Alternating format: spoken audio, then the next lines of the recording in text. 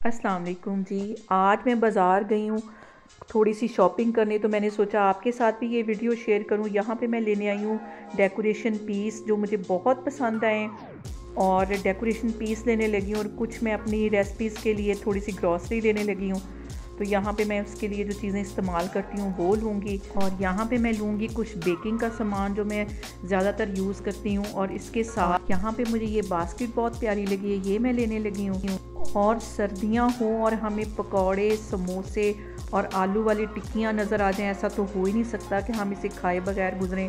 और यहाँ पे मैंने लिए पकौड़े, बहुत ही टेस्टी आलू की टिक्कियाँ और साथ नान।